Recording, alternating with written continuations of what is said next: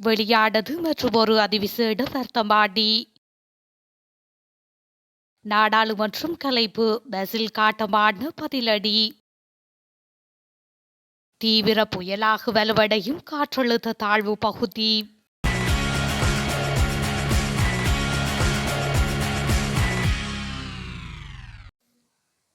யாழ்ப்பாண வைத்தியசாலைக்கு தேசிய வைத்தியசாலையாக மாற்றுவதற்கு ஜனாதிபதி மேற்கொண்ட முயற்சிகளுக்கு நன்றி தெரிவித்துள்ள நாடாளுமன்ற உறுப்பினர் எம்.ஏ. சுமந்திரன், நாங்கள் அர்த்தமுள்ள அதிகார பகிர்வில் ஆர்வமாக உள்ளோம் எனவும் சுட்டிக்காட்டியுள்ளார். கிளிநொச்சி மாவட்ட பொது வைத்தியசாலையில் நிர்மாணிக்கப்பட்ட சிறந்த மகளிர் சுகாதார நிலையம் ஜனாதிபதி ரணில் விக்ரமசிங்கவினால் திறந்து வைக்கப்பட்ட நிகழ்வில் கலந்து கொண்டு கருத்து தெரிவிக்கையிலேயே இதனை அவர் கூறியுள்ளார். மேலும் கருத்து தெரிவித்துள்ள அவர், யாழ் போதனா வைத்தியசாலை தேசிய வைத்தியசாலையாக மாற்றப்படும் என ஜனாதிபதி யாழ்ப்பாணத்தில் அறிவித்துள்ளார். எவ்வாறாயினும் நாங்கள் அர்த்தமுள்ள அதிகார பகிர்வில் ஆர்வமாக உள்ளோம். சுகாதாரம் மற்றும் கல்வி ஆகிய இரண்டு பகுதிகளில் அரசாங்க அதிகாரம் முழுமையாக விநியோகிக்கப்பட வேண்டிய இரண்டு பகுதிகள் என்பதை நாங்கள் அறிவோம். குறிப்பாக யாழ்ப்பாண வைத்தியசாலைக்கு தேசிய வைத்தியசாலையாக மாற்றுவதற்கு ஜனாதிபதி மேற்கொண்ட முயற்சிகளுக்கு நாம் நன்றி கூறுகின்றோம் என்று அவர் மேலும் குறிப்பிட்டுள்ளார். மத்திய மேற்கு வங்காள விரிகுடா மற்றும் அதனை அண்மித்த தெற்கு வங்காள விரிகுடா பகுதியில் நிலை கொண்ட தீவிர காற்றழுத்த தாழ்வு பகுதி வடகிழக்கு திசையில் நகர்ந்து மத்திய வங்காள விரிகுடா பகுதியில் புயலாக வலுப்பெற்றுள்ளது. இதற்கு ரீமால் என்று பெயரிடப்பட்டுள்ளது. தற்போது குறித்த புயல் மத்திய கிழக்கு வங்காள விரிகுடா பகுதியில் நிலை கொண்டுள்ளது. இந்த நிலையில் ரீமால் புயலானது வடக்கு திசையில் நகர்ந்து தீவிர புயலாக இன்று மாலை வலுப்பெற்று நாளை நள்ளிரவு தீவிர புயலாக வங்காள விரிகுடா மற்றும் அதனை அண்மித்த மேற்கு வங்காள விரிகுடா கடற்கரையை கடக்கக்கூடும் என எதிர்வு கூறப்பட்டுள்ளது.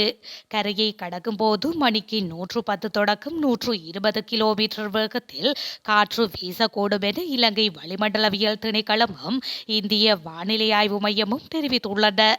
இதேவேளை இலங்கையை சூழ உள்ள கடற்பிராந்தியங்களில் நிலவும் கடும் சீற்றம் காரணமாக சிவப்பு எச்சரிக்கை விடுக்கப்பட்டுள்ளது. இதன் காரணமாக தென்கிழக்கு அரபிக்கடல் மற்றும் வங்காள விரிகுடாவின் ஆழ்கடல் பகுதிகளில் உள்ள கடற்தொழிலாளர்கள் மற்றும் கடல்சார் சமூகத்தினர் மிகவும் அவதானமாக இருக்குமாறும் அறிவுறுத்தப்பட்டுள்ளனர். இலங்கை அரசாங்கம் சமஷ்டி அடிப்படையிலான தீர்வை ஈழத்தமிழர்களின் இனப்பிரச்சினையின் தீர்வாக கொண்டுள்ளது என நினைப்பது முட்டாள்தனமான நம்பிக்கை என்று தமிழ் தேசிய கட்சி செயலாளர் நாயகம் M.K. சிவாஜிலிங்கம் தெரிவித்துள்ளார். ஜனாதிபதி தேர்தலில் தமிழ் பொது வேட்பாளர் தொடர்பாக தமிழரசு கட்சியின் பெருந்தலைவர் சம்பந்தன் ஊடகங்களுக்கு தெரிவித்த கருத்துக்களுக்கு பதிலளிக்கும் முகமாக வெளியிட்டுள்ள ஊடக அறிக்கையில் அவர் மேற்கண்டவாறு குறிப்பிட்டுள்ளார். உள்ளக சுயநிர்ணய உரிமையின் அடிப்படையில் இணைந்த வடக்கு கிழக்கு சமஷ்டி முறையிலான அதிகார பகிர்வுடன் கூடிய தீர்வு என்பதுதான் சர்வதேச மட்டத்தில் தமிழீழ விடுதலை புலிகள் இயக்கமும் இலங்கை அரசும் சேர்ந்து இணங்கிக் கொண்ட விடயம். அதற்கு பாதிப்பு ஏற்படும் வகையில் முடிவு எதையும் தமிழ் பொது வேட்பாளர் விடயத்தில் எடுக்கக்கூடாது என்று சம்பந்தன் கூறியிருக்கின்றார். இலங்கை அரசு இன்னமும் சமஷ்டி அடிப்படையிலான தீர்வை ஈழத்தமிழர்களின் இனப்பிரச்சினை தீர்வாக கொண்டுள்ளது என்பது முட்டாள்தனமான நம்பிக்கை என அதில் மேலும் அவர் குறிப்பிட்டுள்ளார். ஸ்ரீலங்கா பிரஜைகளின் பதிவு செய்யப்பட்ட வாகனங்கள் மற்றும் வாகன உரிமை பரிமாற்றங்கள் தொடர்பான தகவல்கள் மற்றும் அதிகாரிகள் பயன்படுத்தும் தகவல்களையும் உள்நாட்டு இறைவரி திணைக்கள ஆணையாளர் நாயகத்திற்கு தொடர்ச்சியாக வழங்குமாறு அதிவிசேட வர்த்தமானி என்று வெளியிடப்பட்டுள்ளது. நிதி பொருளாதார ஸ்திரப்படுத்தல் மற்றும் தேசிய கொள்கை அமைச்சர் என்ற வகையில் அதிபர் ரணில் விக்ரமசிங்கே வர்த்தமானியை வெளியிட்டுள்ளார். அரசு நிறுவனங்கள் உட்பட ஸ்ரீலங்கா பிரஜைகளின் அசையும் மற்றும் அசையா சொத்துக்கள் தொடர்பான தகவல்களை உள்நாட்டு இறைவரி திணைக்களத்திற்கு எதிர்வரும் ஜூலை மாதம் 1ஆம் தேதி முதல் வழங்க வேண்டும் என விசேட வர்த்தமானியில் தெரிவிக்கப்பட்டுள்ளது. மேலும் இந்த தகவலுக்கு அமைய ஏப்ரல் 1ஆம் தேதிக்கு முன்னர் எந்த ஒரு நபரோ அல்லது அரசு நிறுவனம் எந்த ஒரு தகவலையும் பராமரிக்கவில்லை என்றால் அந்த தகவலை இந்த ஆண்டு ஜூலை 1 முதல் பராமரிக்க தொடங்க வேண்டும் என்று வர்த்தமானி அறிவிப்பில் குறிப்பிடப்பட்டுள்ளது.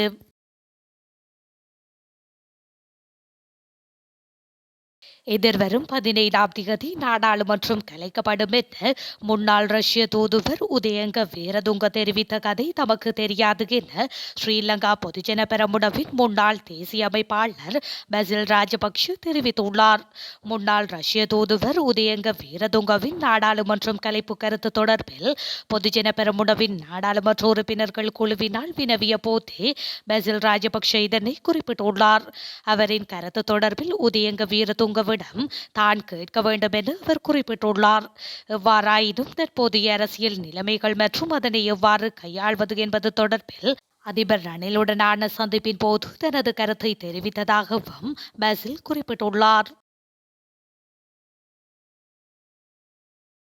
ISIS அமைப்பினர் எனும் சந்தேகத்தில் இந்தியாவில் கைதான 4 இலங்கையர்களுடன் நெருங்கிய தொடர்பு வைத்திருந்த மேலும் சிலரின் தகவல்கள் கிடைத்துள்ளதாக போலீஸ் ஊடக பேச்சாளரும் பிரதி போலீஸ் மா அதிபருமான நிகால் தல்துவ தெரிவித்துள்ளார்.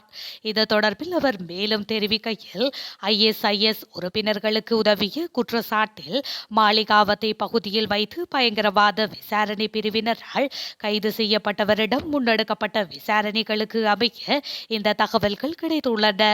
இந்தியாவில் கைது செய்யப்பட்ட 4 நபர்களுடன் நாட்டினுள் தொடர்பு வைத்திருந்த நபர்கள் குறித்து ஏற்கனவே தனியான விசாரணை ஆரம்பிக்கப்பட்டுள்ளது. இதனை அடுத்து அவர்களுடன் நெருங்கிய தொடர்பு வைத்திருந்த ஒருவர் மாளிகாவத்தையில் வைத்து பயங்கரவாத புலனாய்வு பிரிவினரால் கைது செய்யப்பட்டுள்ளார்.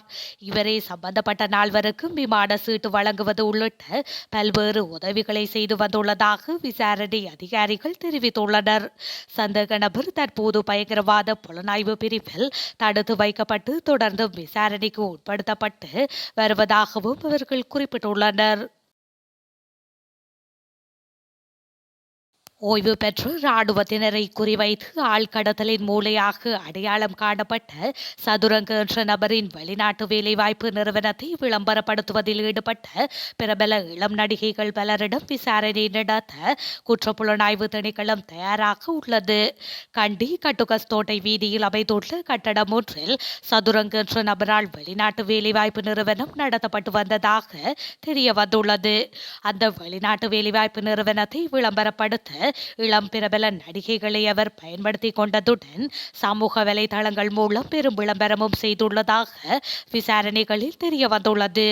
தற்போது அவர் போலந்தில் தங்கியிருப்பதாக தெரிவிக்கப்படுகின்றது. ரஷ்யாவில் தங்கியிருப்பதாக கூறி இவர் இந்த பிரசாரத்தை மேற்கொண்டுள்ளது கண்டுபிடிக்கப்பட்டுள்ளது. சதுரங்க என்ற இந்த நபர் பல வெளிநாட்டு இளம் நடிகைகள் உட்பட பெருமளவிலான யுவதிகளை தொடர்பு கொண்டுள்ளமையும் தெரிய வந்துள்ளது. இலங்கையில் உள்ள பல தொலைக்காட்சிகளில் பல பிரபலமான டெலி நாடகங்களில் நடித்து பங்களிக்கும் 3 நடிகைகள் இவரின் விளம்பரத்திற்கு பங்களித்துள்ளதாக கூறப்படுகின்றது.